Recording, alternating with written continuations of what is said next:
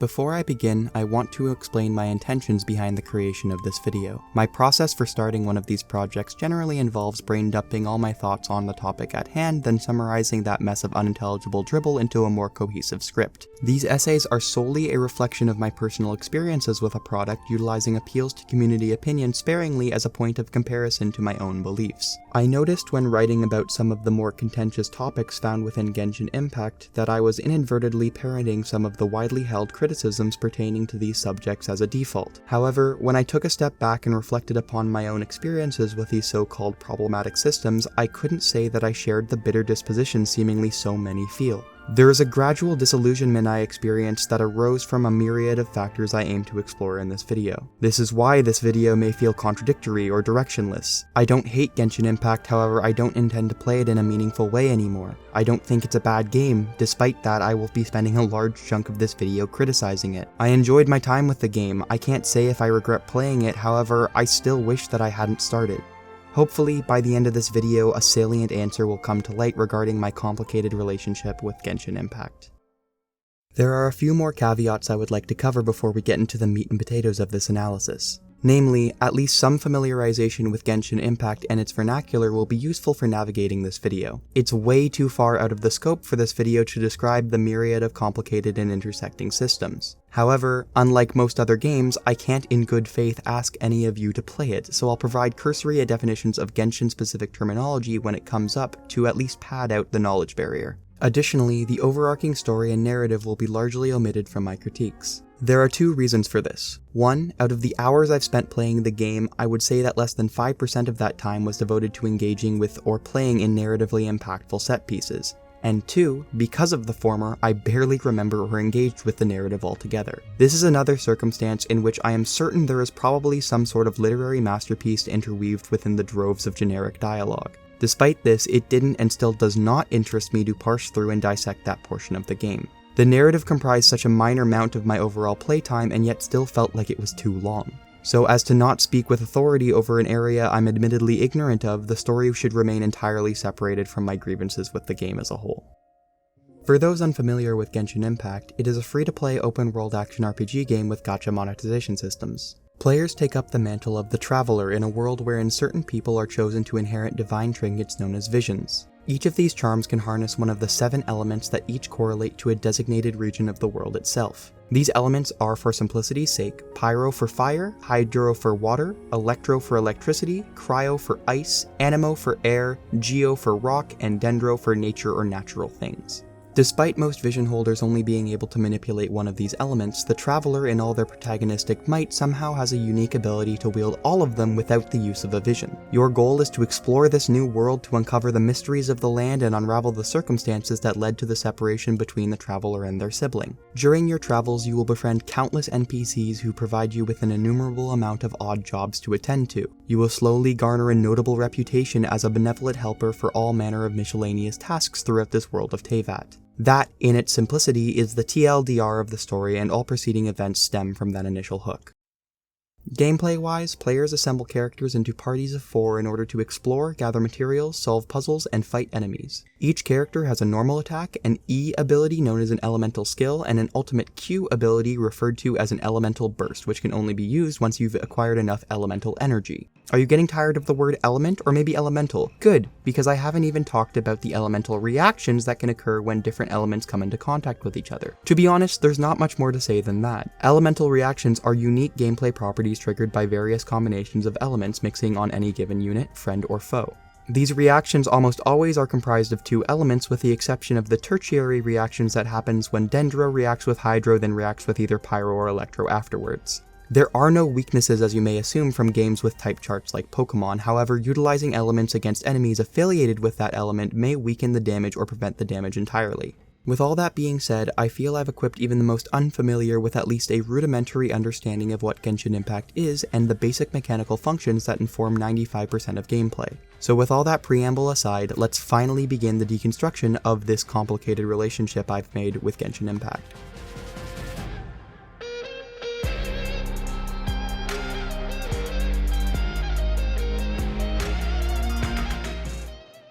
A theme present within many of my experiences is the masterfully constructed dopamine engine that resonates incredibly well with my tendencies as a player.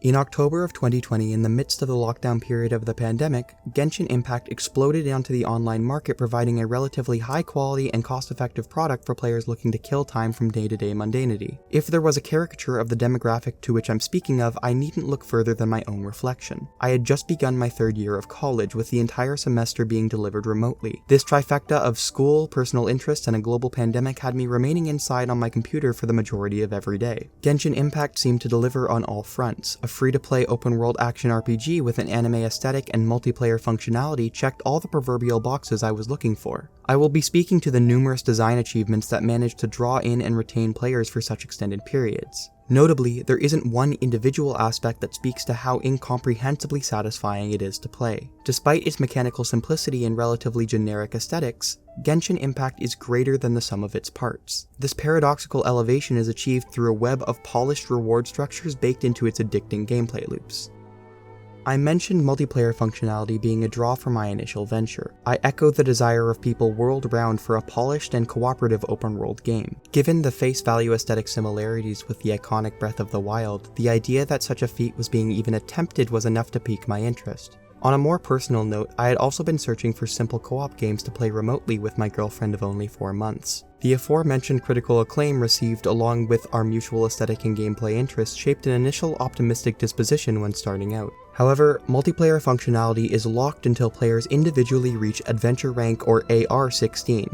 AR is simply your account's level. As your AR increases at certain increments, so do the world and the monsters within. Nevertheless, the barring of multiplayer functionality until this arbitrary time is a masterful way for players to develop a personal investment prior to having external influence from others. Even though I started playing with the intention of cooperatively progressing with my girlfriend, that initial time investment I underwent left me wanting more as I reached and quickly surpassed the necessary AR-16 co-op threshold. I fell hook, line, and sinker for all its repetitive yet efficient dopamine churning systems. Genshin Impact lulls you into a rhythm that feels so good to follow, encouraging and rewarding those who log in daily and experience all the content placed by the developers. However, rewards are only as tantalizing as their outcomes, and the most common premium reward, Primogems, certainly fits that mold. I had only mentioned the gacha monetization system in passing for a good reason, that being its inarguable opt-in design. The wishing systems found in gacha games allows for players to convert premium currency, in this case Primogems, into wishes that can be utilized as rolls on what is in essence a virtual slot machine to acquire new weapons and characters. This is one of those contentious issues that bog down critical discourse due to the sensitive subject of gambling and predatory monetization systems. I find the idea of criticizing the quality of Genshin Impact through this lens to be a disservice to the plethora of free quality content entirely separate from character and weapon acquisition systems. Players are given enough free units to complete even the hardest content without spending a dime. Even though I developed a frustration-based apathy towards the wishing system over time and still petitioned for greater free-to-play rewards, I started out knowing nothing about gacha games whatsoever, and the pseudo-gambling experience remained healthy throughout my entire tenure. In fact, I think my naivete for how traditional gacha games work benefited my attitude towards Genshin Impact. I recall being completely surprised when I learned there were 20 or so characters hidden from use without engaging with this wishing system. There is a lot of explanatory jargon that obfuscates the basic numbers players should familiarize themselves before partaking in wishing. There are 3-star, 4-star, and 5-star items available through these systems. You are able to receive any level of item on any given wish, however, there is a minuscule chance, under 6%, of getting a 4-star or 5-star without pity. Pity systems are the game's way of combating full-on RNG by setting a cap to how many bad pulls one player can make consecutively. At worst, for every 10 wishes you are guaranteed a 4-star item, and every 90 wishes a 5-star. 3 stars are always mediocre weapons and thus the most common item received through wishing. 4 stars and 5 stars can either be characters or weapons, however there is often a significant power discrepancy between the two rankings. My ignorance to all of the above made my initial dive into wishing a unique experience. My first ever 10 pull on the starter banner shone a golden trail. After scrolling through the many 3-star weapons, I received the guaranteed Noelle unit and the 5-star unit to loot. Unbeknownst to me, this unit was one of the most powerful units in the base game. Even so, I didn't grasp the magnitude of my luck, disregarding the unit in no small part due to the weird spelling of Diluc. My second ever 10 poll shone a purple trail, which I had only noticed due to its difference from the previous poll. This provoked an overly excited response for what turned out to be a worse result, being that I acquired the 4-star unit Fischl. Despite wishing being so intrinsically tied with many players' experiences with Genshin Impact, I still can't help but see it as a separate gameplay system to be judged accordingly. I am not here to lecture you about the obvious risks associated with gambling, and am empathetic towards those who have had their experiences tainted by doing so. However, HoYoverse is a company whose sole goal is to create profit. Although character and gear acquisition undoubtedly affects gameplay progression, this is a single-player game with no intrinsic motivators forcing players to spend anything or even use wishing at all. I had an admittedly much smoother start than most that accelerated quicker because of my utilization of Diluc, an objectively powerful unit. Less fortunate players such as my girlfriend wouldn't receive a 5-star until months of gameplay investment, which can and does easily curb enthusiasm without that initial draw. Even so, what I said before still remains true. Players are not required to wish whatsoever. All required resources for any activity can be achieved through in-game means. The single-player design focus also suppresses power creep from becoming an issue, given that all players are working towards personal goals. The player-curated meta, though still defined, only speaks of the most optimal ways to overcome the most difficult content, and is by no means a set-in-stone rule set of how you're meant to play. The reason I'm so ambivalent towards the wishing system is due to the amount of enjoyment I got from just playing in a vacuum. Of course, the dynamic and unique characters I slowly gathered helped amplify that enjoyment, but the core gameplay remains the same no matter what units you're using. I maintained an arm's-length relationship with the wishing system that never imposed itself on me. When viewing wishes as an inefficient means of collecting gear and characters, it never escalates to anything more than that. I feel that the abundance of non-predatory content for players to enjoy is enough to make wishing a system that fades into the back of the greater picture. When evaluating Genshin Impact as a product, that being the amount of novel content and experiences available to the player per dollar spent, it's hard to argue how worth it truly is. For no investment of your own, players are given access to a vast open world filled with puzzles, trials, secrets, and collectibles. This seemingly endless utopia of content is only being added to with regular updates that often include, albeit gimmicky, alternative gameplay styles, new quests, and occasionally new locations to explore. This is all available to any player entirely for free. I may be retroactively justifying the hundreds if not thousands of hours I've spent playing, however it remains the case that I was able to do so for that long without being required to pay any fee or renewing subscription. I would, on my own accord, spend some money here and there, however I did so primarily as a means of supporting a product that has continued to develop new content and to accrue some premium currency at a fair rate. That being said, it would be unfair of me to continue using a free price tag as some catch-all get-out-of-jail-free card for any criticisms levied against it, or as an appraisal of any positive feature or design. Highlighting the free-to-play status is solely meant to be used as a contextualization when it comes to discussing further design decisions. Free games still have standards to uphold. If they didn't, it would grant immunity to criticisms for all free shovelware games across the globe, and that's not a precedent I'd like to set. To criticize a free-to-play game, you should evaluate the amount of quality content in comparison to or even on par with titles in similar genres. Given that set of criteria, the exploration and open-world elements are certainly on par with almost any of its contemporaries. A key aspect of an open-world game's appeal is the idea of being able to get lost in a world and not feeling like you're going off course. Genshin Impact populates its stunningly gorgeous landscapes with a plethora of moment-to-moment content through clever spacings of key signifiers throughout the map. In most scenarios, you need only stray slightly off your path to intercept a locked chest, item, or challenge. Most of these notable marks are visible from a distance, allowing you to chart a route from one place of interest to another. Oftentimes, I would divert from that course when spotting a secret or closer place of interest. Rarely are there just open chests lying around, with most requiring the player to solve a puzzle, dispatch some enemies, or complete a skill challenge for their contents to unlock. Players fall into a rhythm when navigating unfamiliar territory where each challenge leads the player to spot yet more challenges to best. Navigating through the varied lands of Teyvat will have you stumbling upon these challenges scattered almost everywhere, with even the most meager common chests still granting that sweet dopamine hit.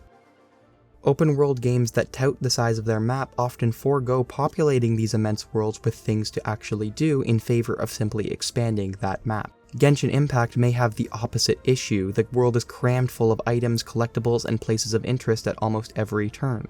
In terms of frequency, they can be compared to the Koroks in Breath of the Wild. optional and simple challenges that reward the observant player for seeking them out. There is no beaten path to follow. Players are expected to climb every wall, check around every corner, and carve their own way. This is encouraged when introduced to the elemental oculi littered throughout the world in what are often extremely precarious or annoying places to reach as a means of truly enticing the player to go everywhere. These collectibles, despite their difficulty to be naturally found, require the arguably necessary endeavor of collecting them all. You can offer these oculi to their corresponding statues of the Seven in each region, which grants you boons such as stamina increases, key items, or upgrades to your protagonist character. These oculi are incredibly hard to spot in the open, oftentimes only revealing their presence through their appearance on the minimap as you approach. However, I found them to be a positive disruption to the flow of exploration curated in a seemingly deliberate way. Their difficulty in collecting combined with their finite number leads players to stop everything when an oculi is spotted in order to collect it. Even so, most players will eventually have to consult a guide or utilize some of the in-game items to truly collect them all. Genshin Impact works with progression on multiple fronts, tying this asynchronous development of your character's capabilities to your overall exploration progress. Even though this is a brilliant overlapping of multiple exploratory systems, I still really don't like the oculi in general, yet still can't help but search for them anyways. With these amazing exploratory game loops I just outlined, adding the marketed co-op functionality felt like the cherry on top of an already delectable meal. The only way to improve the already phenomenal adventure I'd experienced thus far was to share these memories with friends. Lamentably, the multiplayer gameplay I had envisioned was far from the actual product. There are many problems with co-op, all stemming from a lack of interactability within the world. Almost every aspect of what makes this open world exploration so enticing is restricted in multiplayer. I'm not kidding when I say that the extent of your ability to explore together only encapsulates fighting monsters or bosses and collecting materials. Even the latter isn't a mutually beneficial system because if you collect an item in the open world, that entity disappears and is unobtainable by all other players. It seems as if exploring the open world in multiplayer is discouraged because of all the seemingly random restrictions imposed on the players. Guests are, in essence, ignored by most of the interactable features populating the open world. Your experience as a guest is just acting as a mindless combat drone for the host to reap the rewards of your efforts. Though even the host is subject to some of these stipulations with NPC interaction, a large number of sequences for puzzles, and indeed activating statues of the Seven being barred from use. The crux of why this multiplayer functions so poorly boils down to the method of implementation Hoyoverse opted for when designing co-op. There is a host player who supplies their world for guest players to join. This isn't a collaborative co-op experience because all events and actions that take place within the world only affect the host's progress. Due to this fact, the host is the only entity that can trigger events, start domains, collect elemental oculi, see cutscenes, and even open chests. Guest players may as well be ghosts with the exception of interacting with enemies and the materials they drop. What really irks me is the inconsistent application of these constraints. Players are able to cooperatively complete leylines, domains, and world bosses, but there isn't a cooperative Spiral Abyss mode. I'll discuss the Abyss more in depth later, but just know that it's an endgame gauntlet that would benefit from multiple players working in unison. On that note, you may think that playing in co-op could help alleviate some difficulty pertaining to specific combat encounters. Surely 2 or more players fighting alongside each other would allow for a unique and dynamic combat experience, or simply a more efficient one, right? Wrong. Enemies get direct damage and health increases correlated to the number of players in the world. The disincentivizing of players to participate in co-op is particularly devastating because of the sheer volume of potential to toy around with. Limited only by the entirely arbitrary bindings players have to work around, co-op is a squandered opportunity to develop something truly groundbreaking. I don't use the word arbitrary lightly. Though I might not grasp the precise implementation Hoyoverse underwent to create this multiplayer system, I am certain it could be done better. Genshin Impact was developed using the Unity engine, an engine I happen to be quite familiar with through my education in game development. I am certain that given enough time or resources, the talented devs at Hoyoverse could implement the fixes needed in order to allow both players to interact with the world and have their progress tracked simultaneously. It's not as if chests, puzzles, or elemental oculi are found in unique locations between worlds, so I find it astounding that there isn't a means of allowing both players to reap the rewards of their exploration in unison. I'm not even petitioning for a one-to-one open world experience. I'm sure there would be far too many incongruent edge cases that can't be feasibly accounted for concerning events that may alter a world's geometry or invoke some sort of game state change. Though, even if that's the case, you could probably just default to the host's world state to accommodate for those exceptions. It's just so frustrating to know that if HoYoverse wanted to incorporate a functioning and truly collaborative open world experience, they could. But I'm almost certain that's never going to happen. It's clear that there is an intended single-player experience with co-op remaining a secondary consideration. This bitter feeling emanates from how fantastically designed these open-world events are that it's a shame they can't be experienced with a friend. The measure of quality pertaining to the open-world experience provided can only be measured by the various gameplay challenges scattered throughout the world. It must be clear by now that I found exploring the world extremely enticing. I wouldn't want to explore the world if the moment-to-moment gameplay was boring or stale. There are classic puzzles and maneuvering challenges that provide varied gameplay styles throughout the adventure, yet most of them are unremarkable. This isn't to say that the non-combat aspects of the open world are poorly designed or unfun, quite the opposite. The region-specific puzzles and challenges are quite varied and have the player thinking of solutions in unique ways that seldom feel out of reach. It's a design barrier for open-world games that allow players to tackle challenges at their own discretion. It means that all content needs to be conquerable for any player at almost any level.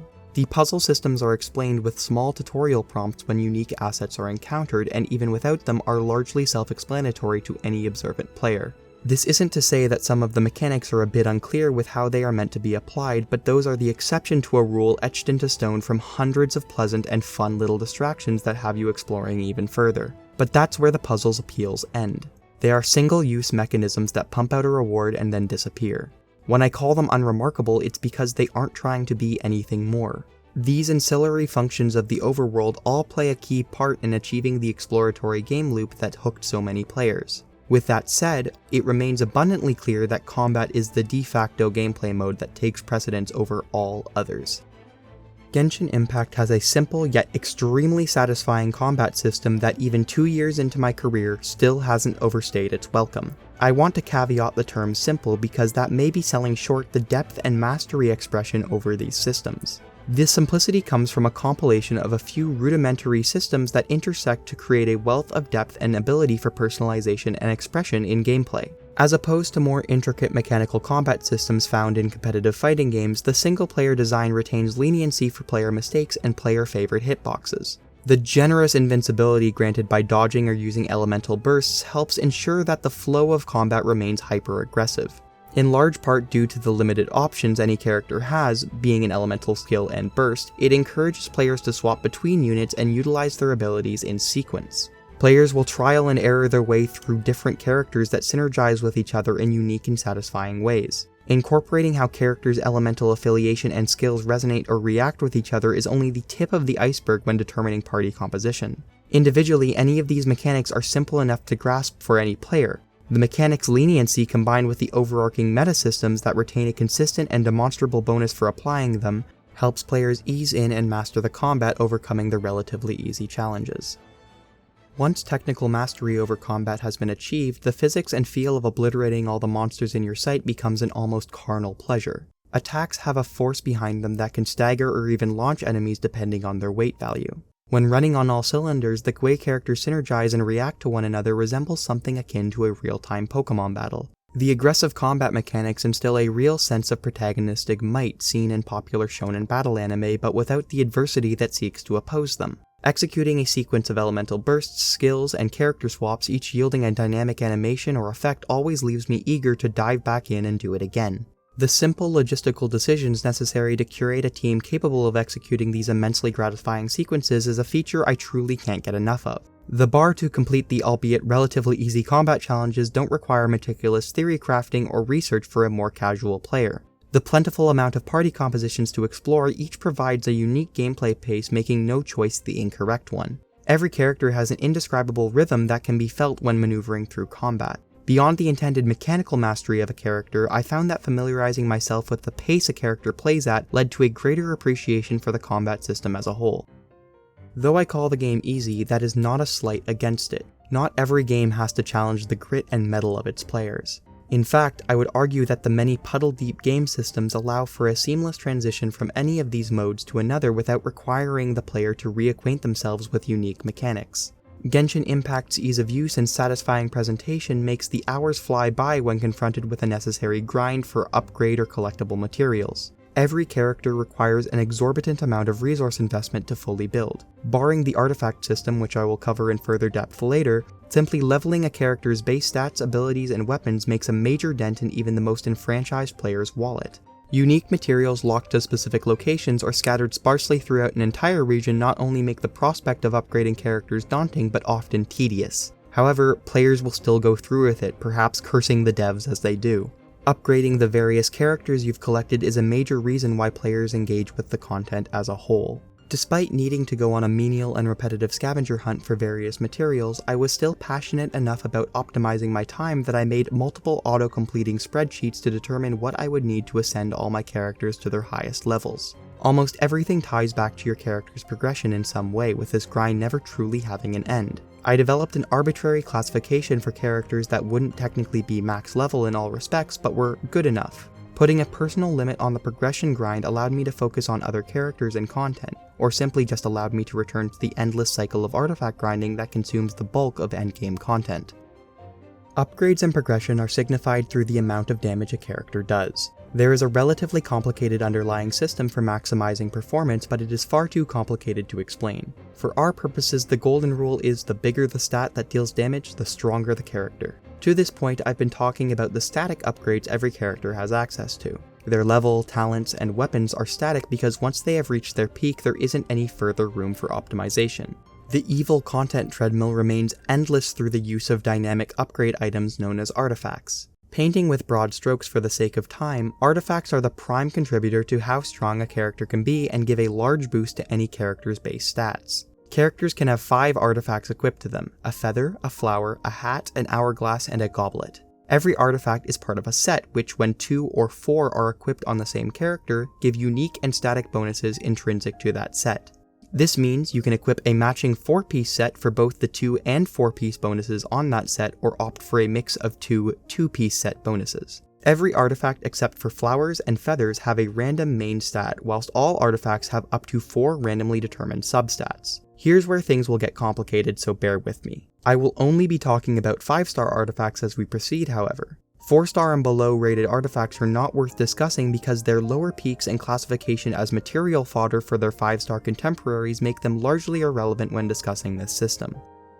If you're not familiar with gacha titles, it may seem a bit brash to discredit the different tiers of artifacts like that. It should be remembered that in general terms, 5-star items in gacha games are objectively stronger than a 4-star alternative. There are few exceptions specifically relating to characters and weapons which have unique properties that can apply themselves beyond their numerical values. Artifacts are, by all accounts, simply decorative statistics, meaning the lower rated artifacts are quantitatively weaker by every relevant measure. You can level any artifact, but 5-star artifacts can just be leveled the most. Any artifact can acquire 4 substats. 5-star artifacts are just the ones that can start with 4. Similar to the 3-star weapon pulls in the wishing system, not everything is made equal and not everything has an application. It is a bit of a shame that players can't fully utilize all the unique materials and weapons at their disposal. However, the amount of relevant and powerful 4-star and above weapons and 5-star artifact sets still allow players to employ a good amount of customization within the bounds of what was arbitrarily deemed worthy.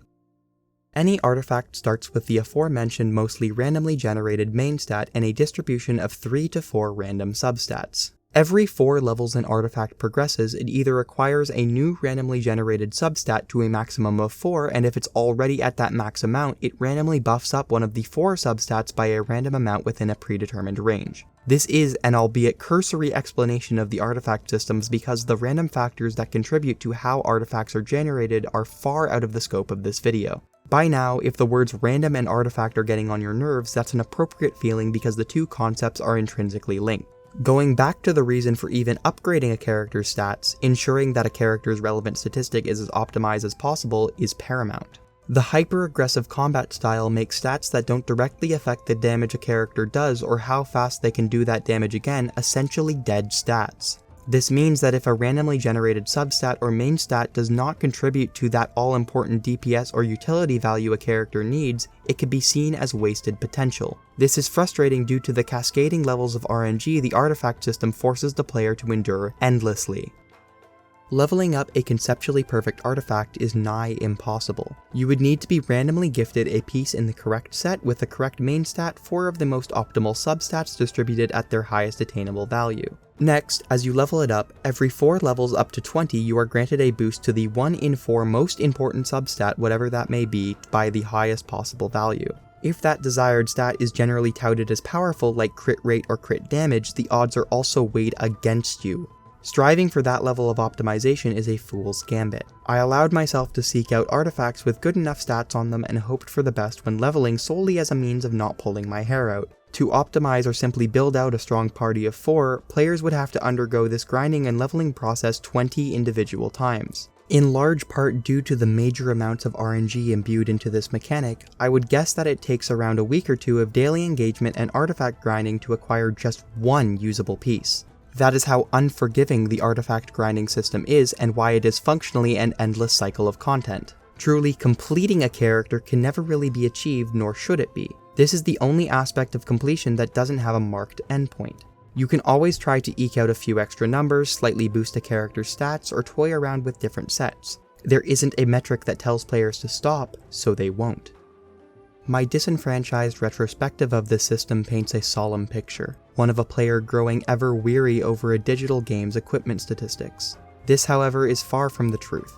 I only learned so much about the ins and outs of the mechanics because I had a particular goal in mind before my time with Genshin Impact would come to a close. I wanted to fully complete the only real endgame content, the Spiral Abyss. The Abyss is a 12-floor timed combat gauntlet that pits your account against the toughest enemies available. External buffs usable in the open world are barred, requiring total team sufficiency as you ascend through the Abyss. Later floors even require you to field 2 unique teams to complete the first and second half of each level. The first 8 floors are static one-time challenges that do not reset, whilst floors 9 through 12 reset every 2 weeks and are where some time and dedication to optimizing an account becomes necessary. This goal of mine to some is child's play. Completing, or as it's more commonly referred to as, 36 starring the Abyss is a feat many players have accomplished since the game's infancy.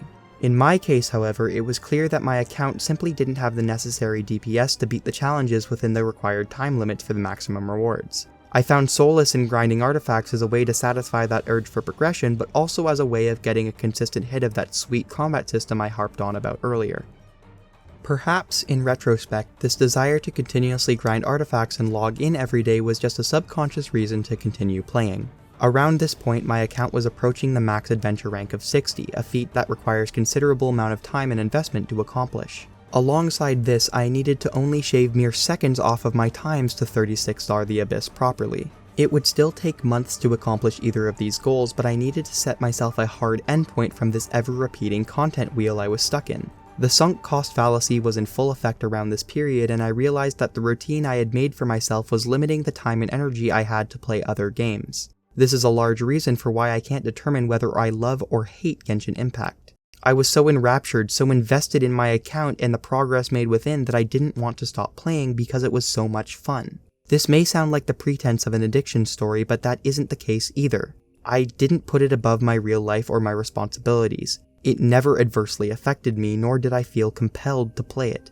It had just become my default game, something I would turn to when I was in the mood to play something. It's a dangerous game for me, not for any of the predatory gacha elements I kept at arm's length, but rather the consistent, high-quality gameplay I simply couldn't get enough of. Despite the pure enjoyment I gleaned from actually playing, there was another sense of satisfaction garnered from the resource management and upkeep features. One of the reasons it's so hard to get out of the Genshin routine is because your commitment to it never really stops. Your account's resin, a currency utilized to acquire rewards from in-game challenges, is tracked and increased passively even when you're not logged in.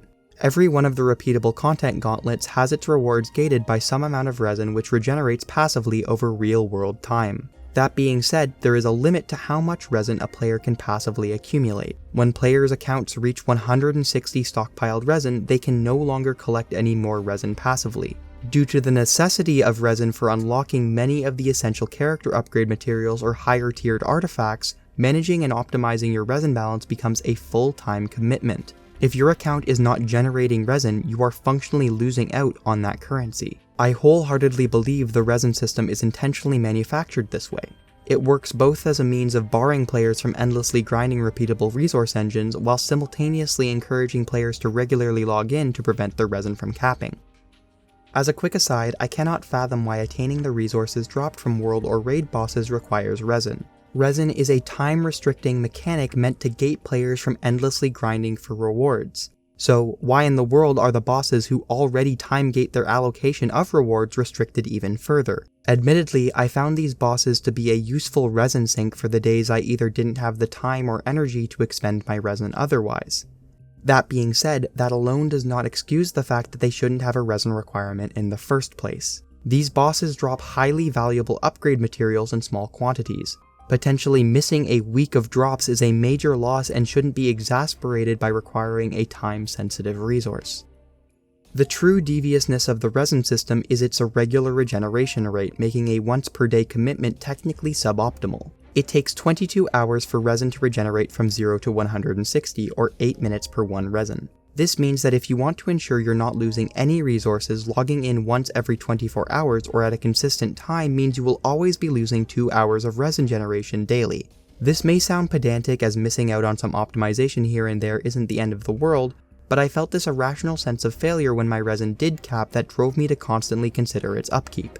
Over the course of my tenure, I slowly developed routines that would most efficiently utilize all the time-sensitive resources I had whilst also completing all the daily and weekly resetting challenges for the most optimal rewards.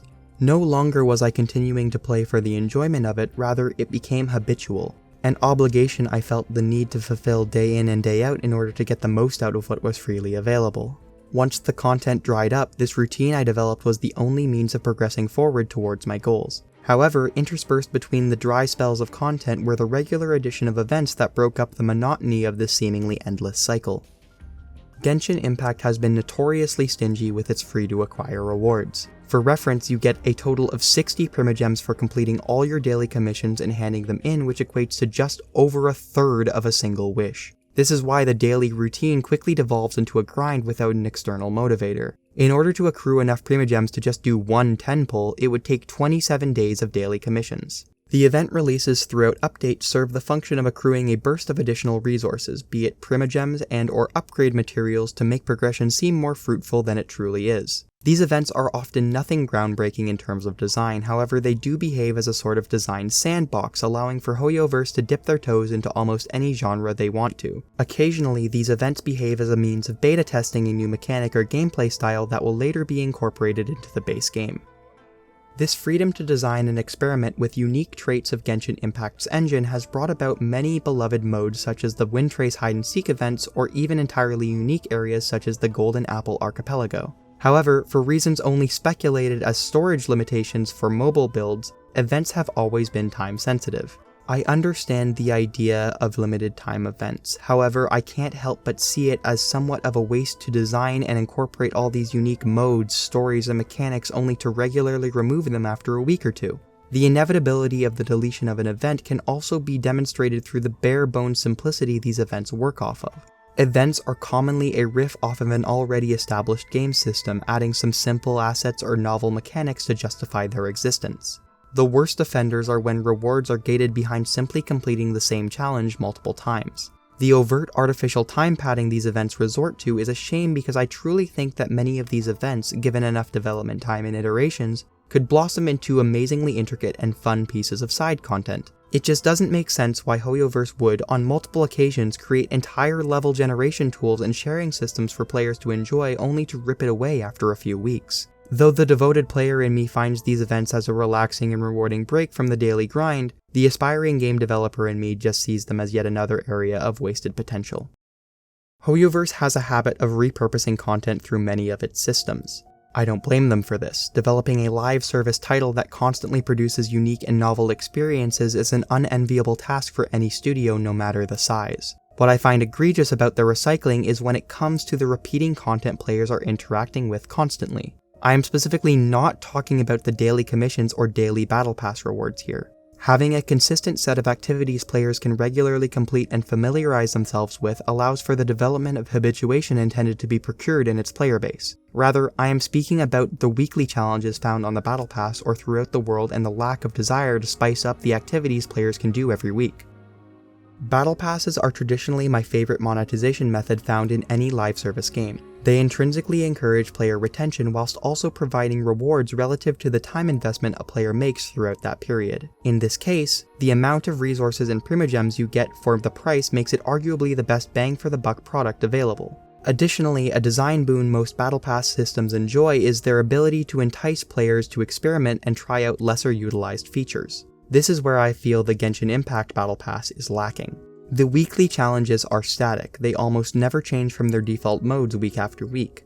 Some of these challenges, like defeating the Trounce domains which hold world or raid bosses or completion of requests and bounties, are fine to remain stagnant for similar reasons to that of the daily trials. The myriad systems to upkeep are enough that having what boils down to a reminder with a reward tacked on is tolerable. Where my contention comes in is with the challenges that are so arbitrary and tedious to do, they could and should be replaced with special goals that can incorporate some underutilized facets already present. There are so many possible challenges that can be easily swapped out or rotated through to make the weekly completion of the Battle Pass a more dynamic experience. Even now, it's not necessary to complete all the weekly requirements to reach the maximum amount of experience obtainable during a week. There could be challenges that require you to defeat a specific type of enemy, defeat a boss in a special way, or trigger a specific elemental reaction. If possible, these objectives could even be account specific, perhaps with a requirement to utilize a specific character's elemental burst or trigger some sort of unique aspect of a character's skill. There are literally countless options to vary the weekly challenges, but there seems to be no drive to innovate upon these simplistic goals. This is where content stagnation rears its ugly head. There is this sense of wasted potential found in almost every aspect of its repeatable content, made only worse by the absolutely phenomenal single-use content that had initially enraptured me.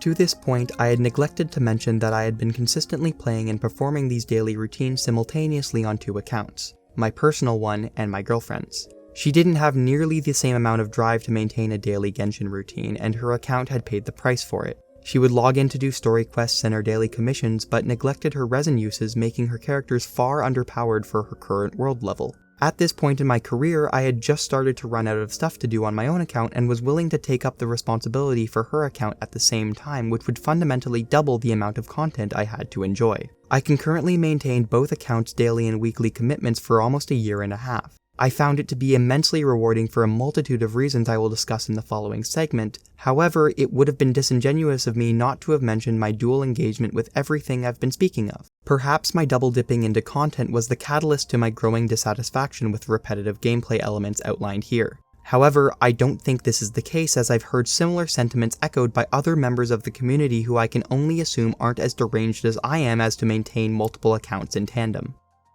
This daily routine that I had curated and eventually mastered slowly degraded into what felt like chores. I spoke previously about this feeling of obligation that encapsulated my latter time with the game, stemming primarily from this mindless repetition that was so simple to maintain yet provided diminishing returns. It isn't hard to log in every day, do some simple commissions and attend to all the matters within the world, but at some point it dawned on me that this routine wasn't being done for fun anymore. I didn't need to spend every day doing some calculations to ensure that my resin didn't cap or accommodating some time to complete my dailies. I still found the events entertaining, the combat satisfying, and the progression rewarding, but I was subconsciously clinging to the hope that there would be some sort of change. That change never came, and I mindlessly trudged forward towards my goals.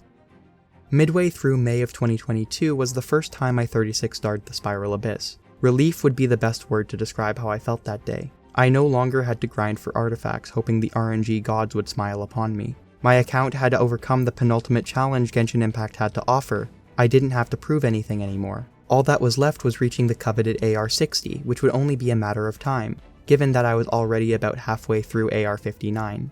I started to distance myself from my daily commitment and my community engagement around here. I would still log in daily and beat anything that gave me XP, but this hyperfixation on character optimization was dampened. 2.5 months later, on August 1st of 2022, I would reach that seldom achieved milestone of AR60. That was it. I had done everything I had set out to do. What was left? Well, this is when I decided I would make this video. The initial title of this script was I Completed Genshin Impact. The goal was to provide a retrospective analysis of all the game's features and flaws as a triumphant veteran who overcame it all. However, upon laying out my thoughts and feelings, it became clear that I wanted to speak about the way it personally affected me, hence the video you see today. I am a person who likes to complete games. Having recently just received my Bachelor's of Game Design, I find immense enjoyment in scouring every nook and cranny as a means of experiencing everything a designer has to offer. Even if you're not necessarily supposed to complete all the content within a given title, I still do my best to explore as much as possible. Everything left unexperienced was still put there by someone. At the same time, I realize this mentality is probably the source of my disillusionment and why I had to set a stopping point. If I'm the type of player who feels obliged to play through all the content a game has to offer, infinite content machines like this one will literally consume my life. Though the title of this script did change, I still maintain that initial statement. I completed Genshin Impact, or at least I completed as much of it as I feel I needed to. I don't have all the achievements, I haven't done all the hangout quests, and I haven't found all the chests in every region, but is that necessary for claiming completion? I don't think so. The arbitrary endpoint of 36 starring the Abyss and reaching AR60 felt like an appropriate conclusion. I wouldn't have anything else to work towards if I was able to consistently beat the most difficult content, and no reason to log in for XP rewards if I had already reached the max level. If I could go back, I probably should have stopped once I beat the Abyss, saving myself 2.5 months of time, but the illustrious AR60 was too captivating. Even as I write this, I'm still the only person on my friends list who got this far. I feel this tentative sense of pride when describing my account because of these achievements. To any person who grasps the weight of this accomplishment, it is commendable, but the cost of acquiring such prestige was likely an unhealthy devotion to a game that is unmoved by my success.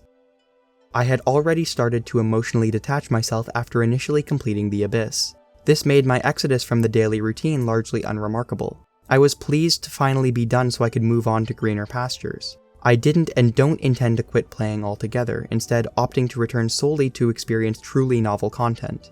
Sumeru, the Dendro-affiliated region, would release soon after my achieving AR60, so I knew my departure wasn't going to be permanent.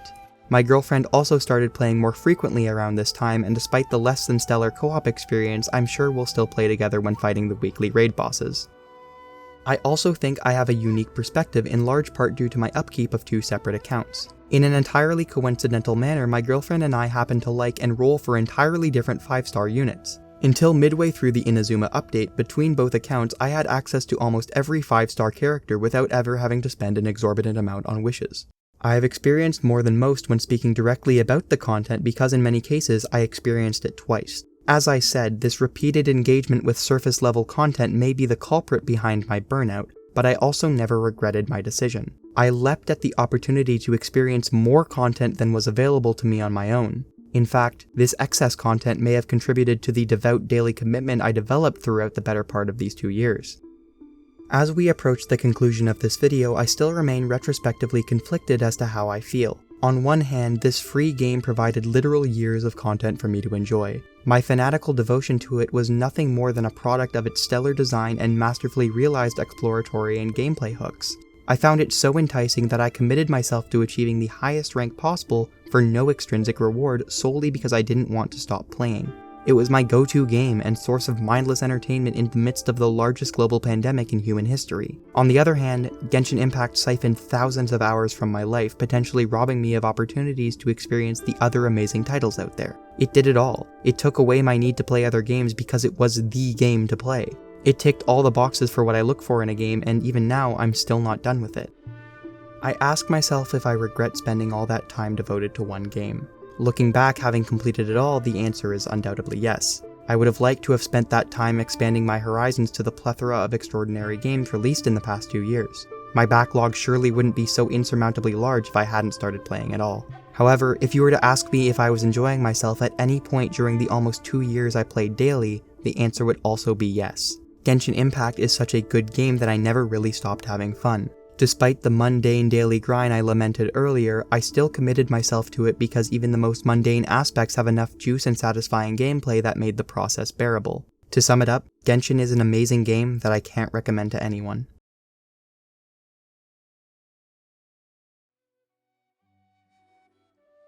I'll use this little section before the video closes to give a few updates regarding me and the channel. I alluded to it a few times, but since my last hiatus, I graduated college and am now officially an adult. Finding time for hobbyist video creation wasn't allowed to be my top priority for the past 2 years, but that desire to create never ceased.